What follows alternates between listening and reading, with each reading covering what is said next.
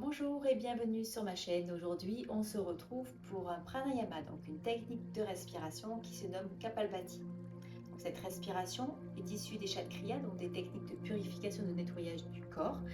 Kapalbhati signifie nettoyage du crâne. Effectivement, on va venir nettoyer les conduits d'air qui passent des narines jusqu'aux poumons. Également au niveau du prana, donc au niveau énergétique, on va purifier Ida et Pingala, donc les nadis principaux, donc le côté lunaire et solaire. Donc ces respirations se nomment également souffler de la forge.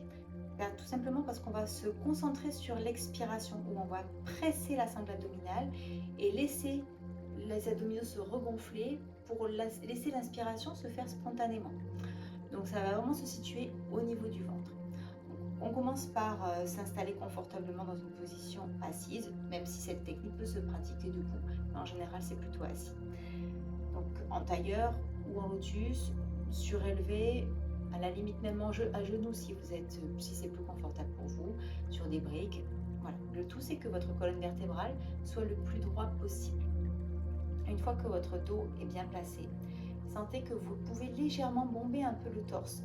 Donc sans creuser au niveau des lombaires, mais juste bien redresser la poitrine et laisser les côtes s'ouvrir latéralement pour avoir un espace libre et libérer également le diaphragme.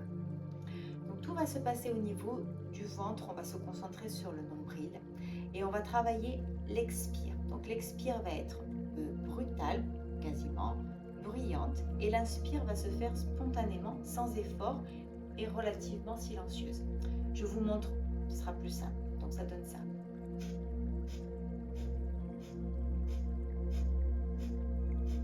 Donc voilà, c'est une contraction de la sangle abdominale, donc le grand droit essentiellement. Donc on aspire le ventre, on contracte fortement pour créer une pression sur le diaphragme qui repousse les poumons et qui permet d'expulser l'air et d'aller vider vraiment les résiduels d'air qu'on a souvent dans le bas des poumons. Non, on ne les vide jamais vraiment complètement.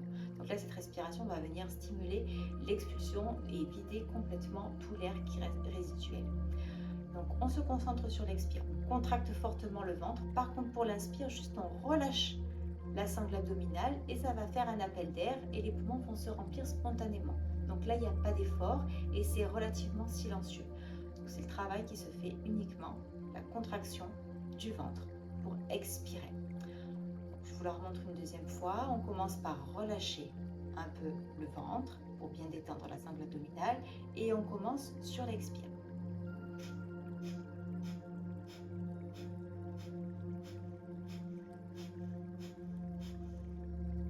L'important, c'est de faire attention de ne pas crisper la nuque, la gorge, le dos, d'avoir des mimiques au niveau du visage. Donc, tout se passe essentiellement sur le ventre. Donc, tous ces petits mouvements parasites peuvent arriver au début. L'important, ce sera progressivement de les supprimer pour ne se concentrer que sur le ventre. Cette respiration demande un travail progressif et évolutif.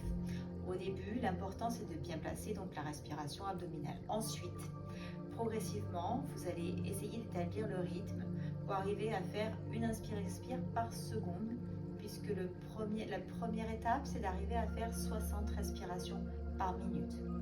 Et progressivement, d'évoluer jusqu'à 120 respirations par minute, ce qui fait 2 inspire-expire par seconde. Et ça, c'est le maximum que l'on puisse faire pour cette respiration.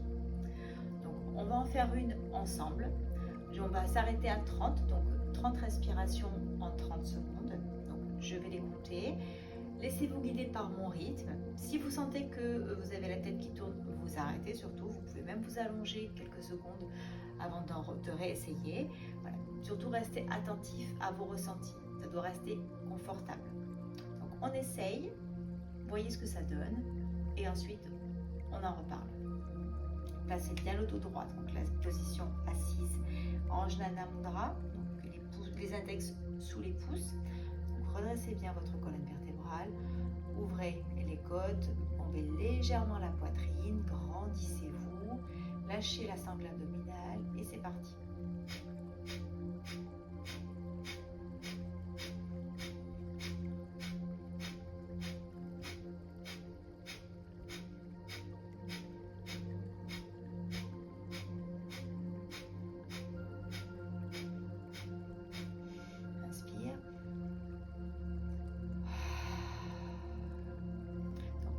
début, j'ai terminé par une inspiration profonde par le nez et une expiration où je relâche tout par la bouche.